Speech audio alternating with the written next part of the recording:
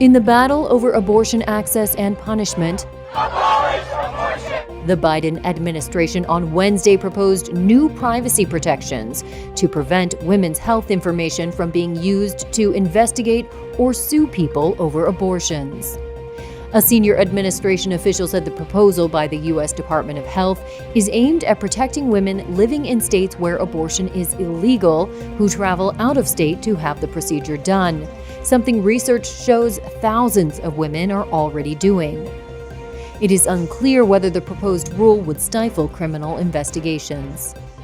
Fears of such investigations have grown after Idaho passed a law restricting some out-of-state travel for abortions.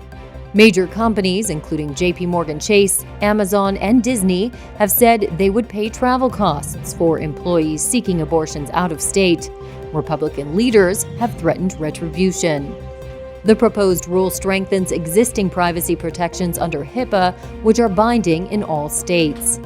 It was not clear, however, how that would work when pitted against state anti-abortion laws, which are a matter of criminal, not healthcare law. A string of judicial decisions and new state laws have banned women from getting abortions in many circumstances in large parts of the country, after last summer's Supreme Court ruling overturned Roe v. Wade, including a decision last week by a federal judge in Texas to suspend the FDA's 23-year-old approval of a key abortion drug, a ruling currently being fought at a federal appeals court. Donald Trump is suing his former lawyer Michael Cohen for more than $500 million, according to a filing in a Florida federal court on Wednesday. The lawsuit alleges Cohen violated his attorney-client relationship with Trump by revealing his confidences and spreading falsehoods in books, podcasts, and media appearances, as well as accusations Cohen fabricated exchanges with Trump in the lawyer's 2020 book, Disloyal. Cohen did not immediately respond to a request for comment. The lawsuit comes as Cohen is poised to appear as a star witness against Trump in his case centering around alleged hush money payments to ex-porn star Stormy Daniels, who claimed to have slept with the ex-president. Cohen testified before a Manhattan grand jury in March, before the jury later indicted Trump on 34 counts of falsifying business records. Trump pleaded not guilty and denies the affair with Daniels. Cohen was Trump's personal lawyer when the ex-US president took office in 2017, and he said that year he would do anything to protect Trump, but his views dramatically changed by 2019. He told a US congressional committee, "I am ashamed because I know what Mr. Trump is. He is a racist, he is a con man, and he is a cheat." Cohen was sentenced to 3 years in prison in 2018 after pleading guilty to campaign finance violations through a $130,000 payment to porn star Stormy Daniels and other crimes. Taiwan said on Wednesday it had successfully urged China to drastically narrow its plan to close airspace north of the island, thereby averting wider travel disruption in a period of high tension in the region due to China's military exercises. China has not commented on the no-fly zone, but South Korea, which was briefed on the plans, said the decision was taken due to an object falling from a satellite launch vehicle. Beijing originally notified Taipei it would impose a no-fly zone for 3 days from April the 16th to 18th, but Taiwan said this was later reduced to a period of just 27 minutes on Sunday morning after it protested. The development follows days of intense military drills that China has staged around Taiwan in response to President Tsai Ing-wen's meeting with US House Speaker Kevin McCarthy in California last week. It was against this backdrop that word of the airspace closure stoked fears of travel disruption across the region.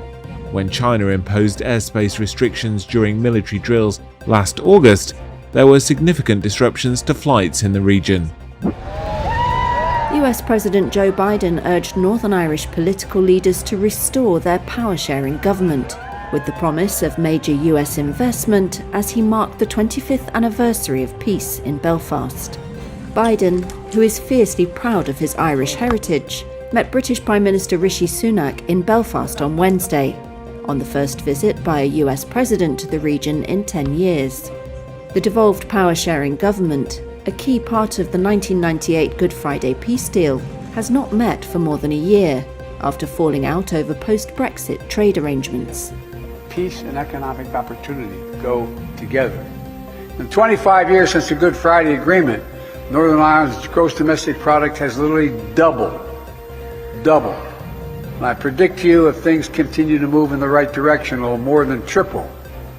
There are scores of major American corporations wanting to come here, wanting to invest.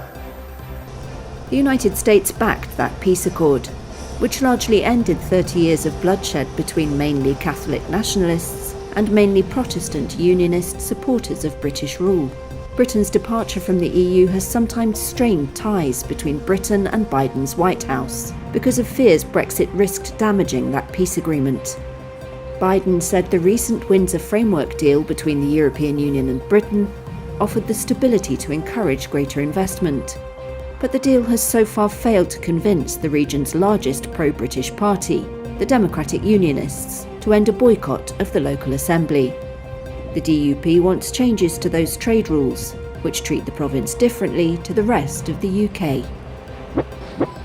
U.S. consumer prices barely rose in March, according to a report out Wednesday. The cost of gasoline declined, but rents remain high, likely ensuring the Federal Reserve will raise interest rates again next month. However, rents, which have been one of the main drivers of inflation, did climb at their slowest pace in nearly a year. The Consumer Price Index inched up 0.1% last month, after a 0.4 jump in February. Gasoline prices fell close to 5%, but are set to rebound after Saudi Arabia and other OPEC Plus oil producers earlier this month announced further output cuts. The cost of food consumed at home dropped, but the cost of eating out rose. The CPI increased 5% in the 12 months through March, the smallest year-over-year gain in nearly 2 years. It was up 6% in the 12 months through February. Still, that 5% is more than twice the Fed's 2% inflation target. Financial markets are leaning toward the U.S. Central Bank increasing rates by another quarter point at the May policy meeting. That's according to the CME Group's FedWatch tool. Stocks were mixed in morning trading.